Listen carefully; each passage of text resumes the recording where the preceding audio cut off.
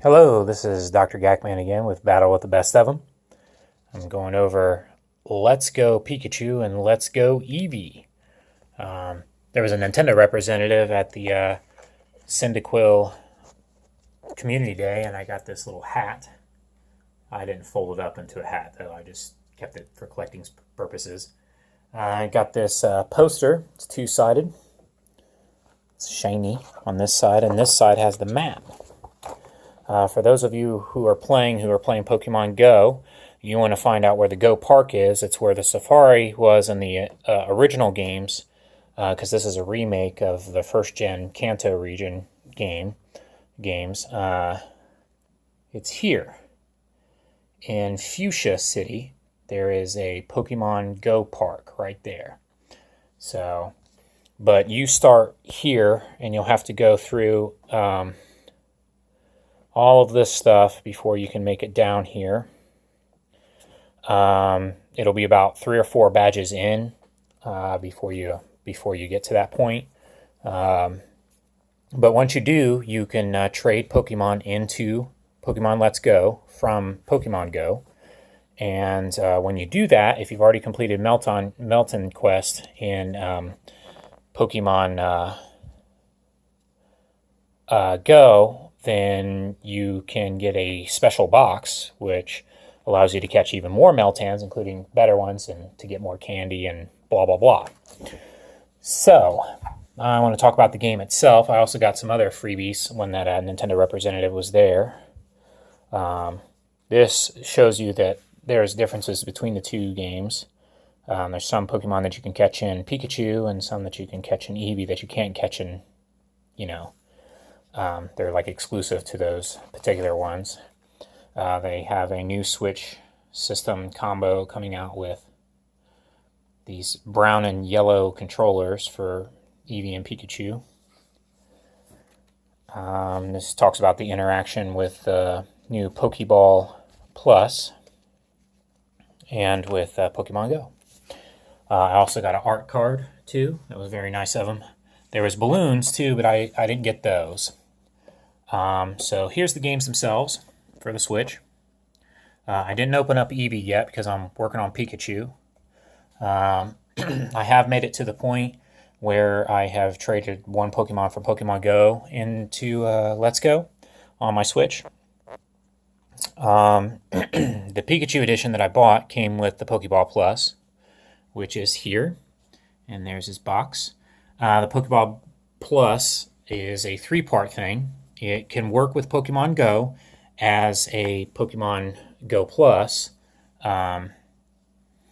So that's pretty cool. It's not really as wearable, though, as the Pokemon Go Plus. But it still works the same as a Pokeball or Pokemon Go Plus. When it starts glowing green, you can click this to try to get it. This is actually a control stick as well when you're playing the game. And there's 2 buttons to it. There's the clickable stick, which lights up. And then there's the top button here, which acts as the B. It's not really good for navigating the menus, at least in my opinion. It's rechargeable. It has a secondary function too, or a third function, because I told you about it being usable as a controller. When you're using it as a controller, you can actually realistically throw your Pokeballs for catches. I haven't gotten it to really work that well for me yet. I prefer to catch in handheld mode, because in handheld mode you can use the stick or the screen, like as if you're aiming a camera or something, to catch Pokemon. So that makes it better makes it easier for me for lining up shots when you're making your throws. But the third function is it's also a virtual pet. So right now I have a Zubat in there because I'm trying to level him up. You can hear him.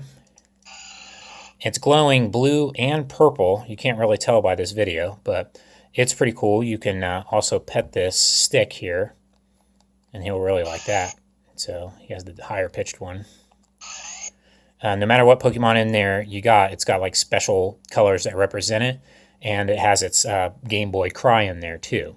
When you're done playing with it, you can just click the top button and turn it off. But even when you're walking around and all that stuff, it'll register your steps, it'll give you items, it'll give you candy for that Pokemon. It'll level up your Pokemon too, and then when you put it back into your Let's Go game, it'll give you the option to add special moves that it's learned along the way, or evolve it, or whatever you want to do, depending on how much it's leveled up. So it's a good way to level them up. Also, in case you don't know, because I could not really, when I first got it, I accidentally muted it. So I'm going to reactivate it by holding this down. There, he's activated again. So he's screaming again. But if you press both buttons at the same time, it vibrates once. You're still interacting with him. It's still lighting up. It's still shaking in there. It feels, that's one thing about the Pokeball Plus. When you're going to make the throws, it actually feels like there's weight to it. And then when you do catches and stuff, when you're feeling you can actually feel the Pokemon like moving around inside of it. And when you're battling and stuff with this, it interacts with you pretty well. And when you're playing it with a virtual pet, or when you're playing Pokemon Go and using it as a Go Plus, it'll shake and vibrate, and the HD rumble in it is pretty nice feeling. However, when you mute it like that, to unmute it, you do the same thing. You click both buttons and it'll double vibrate, and now his sound is back. So, and if you want to turn him off, boom, he's off. So the Pokeball Plus is pretty cool. 3-part thing. It's a controller, a Pokemon Go Plus add-on, and it's also a virtual pet thing. And here's some other of the line of virtual pets that Pokemon have had over the years. There's a Pikachu 2 for Gold and Silver, GS. And for Heart Gold and Soul Silver, here is the Pokewalker. And here is the Pokemon Mini, which has interchangeable cartridges. That was something that came out in between these two. So, pretty cool history there. I'll go into these more in depth in another video someday, and I may go into this more in depth as I learn more as I go, and the Pokeball, or the Pokemon Go Plus, because sometimes there's problems with it, and I've learned some tips and tricks there. The game overall, I really like it. A lot of nostalgia. It has the feeling of riding on a Pokemon's back. I mean, they're showing this right here. You're on Charizard's back. You can fly. You can go through the water on a Lapras's back. You can ride on an Arcanine's back through fields. It's nuts. I just recently transferred a Machamp that I had, and its stats pretty much stayed the same from Pokemon Go, which were really good, into Pokemon Let's Go. Now, the stats are supposed to change, or they're not guaranteed to stay the same. Sometimes they can improve, just like with trades in Pokemon Go. Sometimes they probably, downgrade a little bit. But that was my first test trade with Pokemon Let's Go, and I'm pretty happy with the results, especially when I found out that when I take him out of the Pokeball, when he's in my party, I'm riding on his back. I got all giddy when that happened. So that's a really good feeling, and that's a really cool aspect to the game. The game looks great. The gripes that I have with the game are the gripes that I've had with Pokemon games and Japanese RPGs in general. The menu systems are horrible, especially coming off Pokemon Go, where everything is pretty simple and straightforward. Appraising, it makes sense, and transferring Pokemon and changing moves and all that other stuff. It just makes sense, and it's intuitive touchscreen control type situation. With Pokemon Let's Go, Pikachu and Eevee, the menus very I don't want to say Japanesey, but it seems that Japanese developers have plagued RPGs, and I like Japanese RPGs. And I like Pokemon, but I don't like the way the menus are structured. They're a lot of hand holding and all that kind of stuff. This is a mainline game. This is not like Pokemon Go. Pokemon Go is kind of like a side thing, but I like Pokemon Go better because it's more faster paced. Now, they certainly have changed the pacing in this compared to the old Game Boy games that come a long way over the years. And the graphics look great. And the interaction with Pokemon Go is why I got it. And the Pokeball Plus was intriguing. And I'm pretty happy with all of that. But the gripes that I do have are the control schemes and the menus. But that's, just problems in general. I don't think that it kills the game at all. I want to learn more about interacting with Pokemon Go in the game.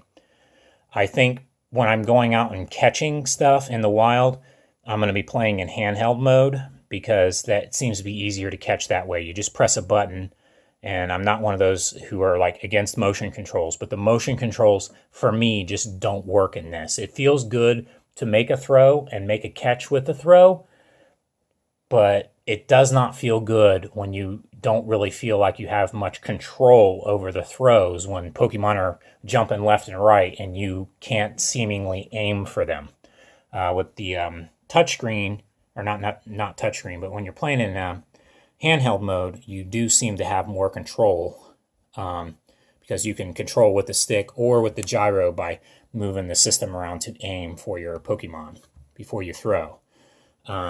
So overall, I think the game is great, and I can't wait to get through the rest of it, and I can't wait to transfer more Pokemon into it from Pokemon Go. I have too many Pokemon in Pokemon Go. It'll only work with the Kanto region, the first generation, but it also has interaction with Meltan. Now, Meltan just recently came out in Pokemon Go, and if you have opened him up, anybody who owns a Switch, you don't have to buy a Switch to get this Meltan trick. You don't have to have extra equipment or anything like that. You can just find somebody who has a Switch, like me, and when you transfer Pokemon to them, you get the bonus of a Meltan box. Now, the Meltan box is kind of like an incense for Meltans, which is good because if you didn't get a good Meltan, you can get a better one. And also, you can get a lot of candies doing that way. I don't know what kind of limitations there are on that. I think they say one a week you can do, kind of like the weekly boxes that you get from field research, but I don't know exactly how that's going to work. I've got one, but I'm not going to use it until tomorrow because I'm trying to line up all of my field research and spins and catches for tomorrow to start over. So I didn't play Pokemon Go today on purpose for that. So once I learn more about that, I'll probably do another video talking about that. Sorry I didn't show any gameplay. I just wanted to jump into all these little goodies that I've got up on here. As I play it from the couch, when I have it plugged into the dock and hooking up to the TV instead of portable mode, it only lets you play with one controller, one Joy-Con. So I use my left hand to do the stick part and my right hand on the lower part of the controller to do the buttons for the menus. And I thought it was going to be uncomfortable or horrible or whatever, but it feels good. And then switching over to catch mode, I just hold it in my right hand and do the motion to catch. But I've had some problems lining up shots and trying to catch that way. So I think, which is kind of tedious and obnoxious, but I think I'm going to go back and forth between catching in handheld mode and actually battling and going through towns and doing the story mode on the television when it's docked. So these are all the goodies that I got recently for Pokemon Let's Go Eevee and Let's Go Pikachu. I think it's a really fun game. I wish the menus were better. I wish some of the controls were better. But overall, it's a great experience, and I can't wait to see what more comes about with it and Pokemon Go as they interact together. Again, it's only Kanto region stuff, but I think the stuff that's going to be harder to find in the Let's Go game, I'm going to transfer from Pokemon Go since I have so many Kanto region Pokemon to trade over to fill up my Pokédex for both. I don't know if I know Meltan is in Let's Go Pikachu and Eevee, but I don't know if Melmetal is, or if that's going to count towards your Pokédex or whatever. I think it does, because when you beat the game, there's a master for each of the different Pokemon, and I think that they said that there was 153, so that's 151 going all the way up to Mew, and then the 2 extra ones, Meltan and Melmetal. So I can make a Melmetal now if I want to, but the Meltan that I currently have is not good. So hopefully I can catch a better one tomorrow, make Melmetal, because you can use rare candies to evolve it. Or you get a bunch of candies by meeting someone who has a Switch and transferring Pokemon to their Switch. Another cool aspect of that is the Switch can take in multiple from multiple different Pokemon Go accounts. It doesn't attach itself to just one Switch. I can actually trade some from my Pokemon Go account into another person's Switch and get bonuses that way, experience that way, extra candies that way, the Meltan box that way. So, and then people can come to me who don't own a Switch and can trade to me and get that Meltan box if they want. So I think it's a cool way to get people hooked, obviously, on the idea without forcing them to have to buy a Switch, because there's plenty of people out there with Switches who play Pokemon Go who will be able to do both. I know at least 6 other people who have a Switch who are active Pokemon Go players, who are willing to let other people trade them Pokemon in order to get the Meltan box so that they can get more Meltan candy and make Melmetal. So I've already talked too much. Hopefully this is comprehensive enough, and I may do another video later on explaining more about the what I don't like about the menus and what I do like about the game.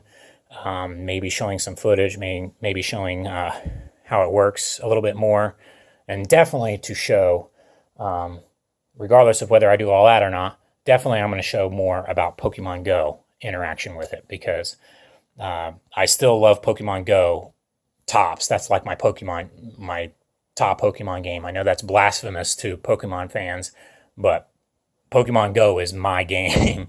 I'm nothing against the traditional games. I love them. I wouldn't have Pokemon Go without them.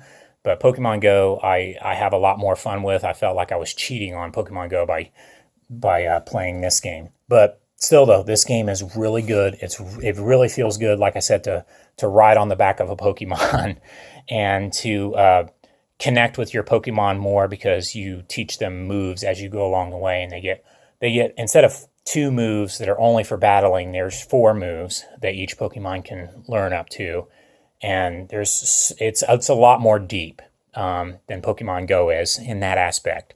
I just wish that the menus and the controls were better. But that griping aside, the game is excellent. I would suggest most Pokemon Go fans, if you're really avid into Pokemon Go, you should get a Switch, or get with somebody who has a Switch and interact with them and learn more about Let's Go Eevee and Let's Go Pikachu, and play the games. Find out for yourself if you like them. The Switch, I think, is worth owning even without this game. But especially with this game, it's if you're a Pokemon Go player, I think you're really going to like this. Pokeball Plus is just so cool, too. I think that was a major hook for a lot of people. Getting the Magikarp in here and hearing it go and seeing the orange light from the Magikarp is just really cool. Riding on the back of an Arcanine is cool as hell. In the game, the Melmetal bonuses that you get with the game, just awesome. I can't sing the praises enough, but I've already talked too much, so I will talk to you next time about all this. Take it easy. Happy hunting.